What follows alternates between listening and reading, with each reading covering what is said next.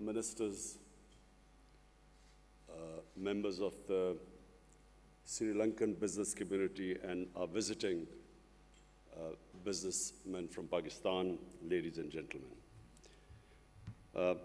First of all, I want to thank the Prime Minister for one of the most enjoyable evenings I had in a long time last night. Partly because, of course, Corona, we never had evenings like that. But it was good to see the cultural show and a really relaxed evening, and not to mention the amount of food that I consumed that I haven't had for a long time. Ladies and gentlemen, my motivation in politics was only one: poverty alleviation. I struggled for way back in almost 25 years ago. I entered politics because I felt that the best way to reduce poverty in our country would be to set up a welfare state. Before entering politics, I had built a cancer hospital in Pakistan.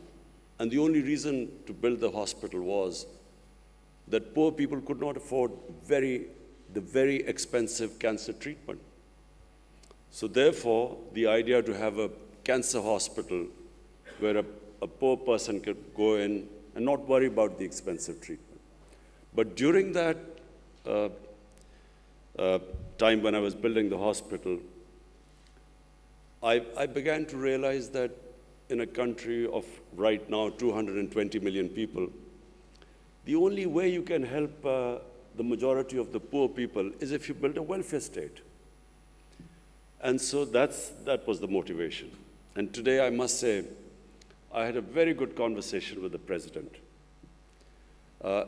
because I realized that he also was motivated by poverty alleviation. And so the current problem in Pakistan, which we face, is food inflation. And so we were discussing how to bring down the prices of food items. And so we came up, he told me how he went to China, and he actually visited various farms from where he discovered that how the Chinese how they had reduced the gap between the wholesale and the retail. So previously, and in our country right now, what the farmers produce and what that produce is sold in the retail shops, there's a huge gap. And so the Chinese reduced that gap through technology. And so I must say, I thank the president, because I'm immediately going to go back and bring in technology to reduce this gap. The other way we can reduce poverty is through investment, is through promoting profitability, business. And so that's my second emphasis right now. We have completely changed our policies in Pakistan, which have sadly been there for almost 40 years, where the mindset was against profitability and obviously against businesses.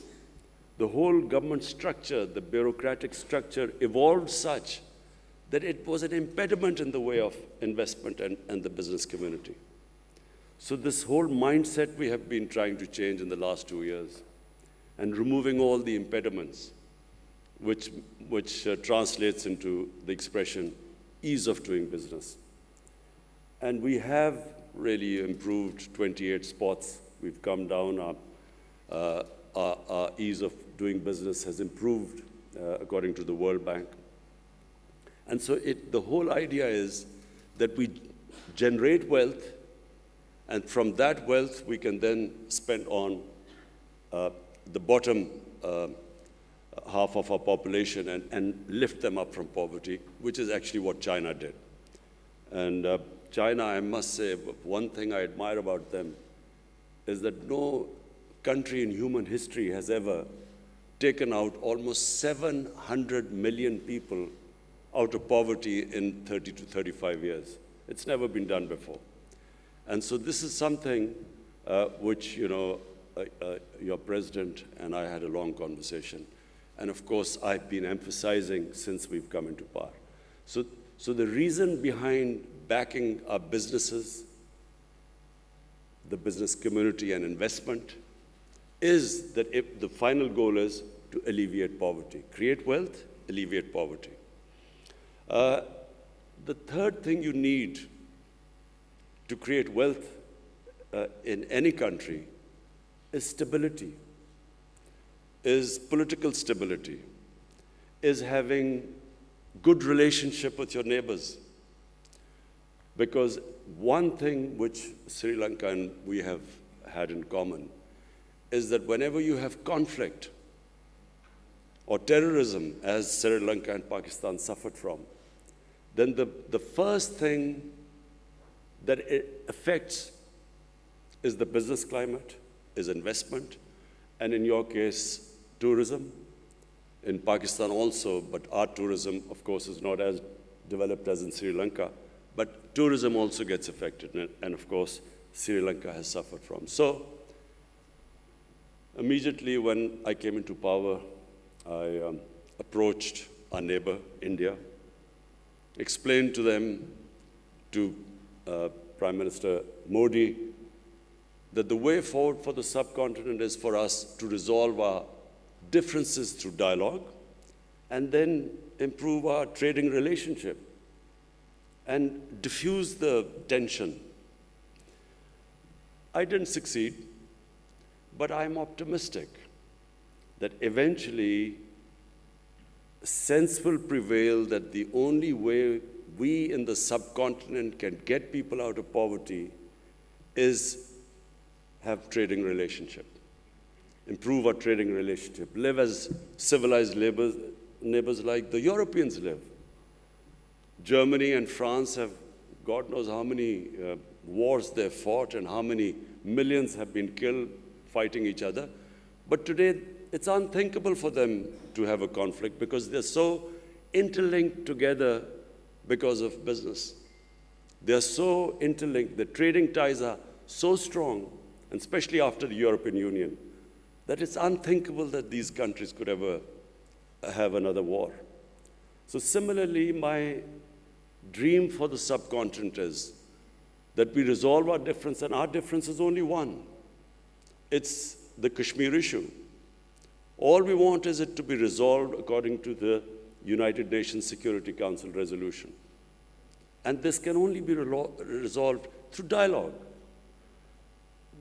What we've seen in the world in the last 20, 30 years, that when you have conflict between nations, it only breeds more conflicts. A nation goes into war to supposedly to solve one problem, they create 5 other problems after that.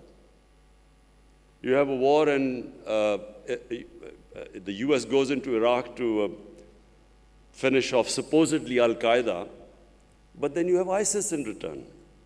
So conflicts are no way of solving problems. And I, again,